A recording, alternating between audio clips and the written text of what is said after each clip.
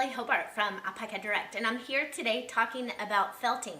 And I just wanted to show you how I felted my gnome homes by Tiny Owl Knits. Now I've made mine into point protectors, but these are actually double pointed needle protectors. That's what the pattern is making. Mine are always a little different. But I wanted to show you how easy it is to felt these little guys. So what you need to be able to felt is you need to have your little project that you've made, and I've made these ones are ready to felt, and I have a pan with some a squirt of Dawn dish soap in it, and I have some water in the bottom, and the water is warm enough that I can touch it, and but still pretty warm. But not boiling, of course, because you'd burn your fingers.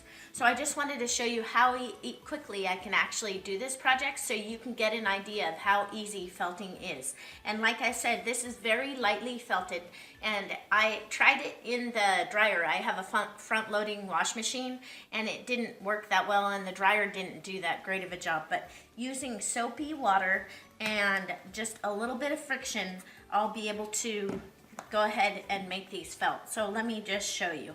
I'm just gonna get started here, and what I'm doing is I'm actually rubbing them, and this water is actually a little warm, so I'm pulling it out and putting it back in, and I'm just using the soap and friction to make these little guys felt, and so that you'll be able to see how quickly you can do it. This water is actually hotter than it needs to be. I would make it comfortably warm, but not so hot that you're burning your fingers like I am. So you just keep rubbing your project, and I have this little multicolored beard that I'm making on mine, and you just keep rubbing that back and forth, and it's actually the agitation that causes it to felt. But it's pretty fun to do, and these little guys are really super easy to do. A lot of felted projects may be knit on larger needles, so the stitching itself may be larger, but for these, they're lightly felted, and it works great like that. So I think I did mine on a number 7 needle for this yarn, and this is a fingering weight yarn. So you just keep rubbing it, and with this soapy water, and you'll see beginning to felt already. And you just felt it until you feel like it's the way that you want it to look.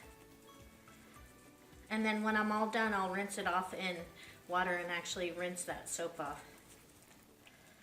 I'll show you what this one looks like after just, it's been this short amount of time, it's already starting to felt. And I'm just kind of squishing the fabric between my fingers and rubbing it back and forth, as you can see. I'm trying to get my little beard to felt a little bit too. Let me just rinse this off, and I'll show you a couple more minutes and it would be fully felted like I did my other ones. But let me see if I can rinse this off so you can see what it looks like. Do you see how it's beginning to felt? It's pretty cool, and felting is super easy. So I would just rinse this off in clear water when I get it the way I like it, and see on the back where the stitches are starting to disappear. Up here it needs a little more felting, so I would keep working with that. But that's basically all that you do to get it to felt, and it turns out super cute. So don't be afraid of felting. Give it a try, and this stovetop method works great. So happy felting!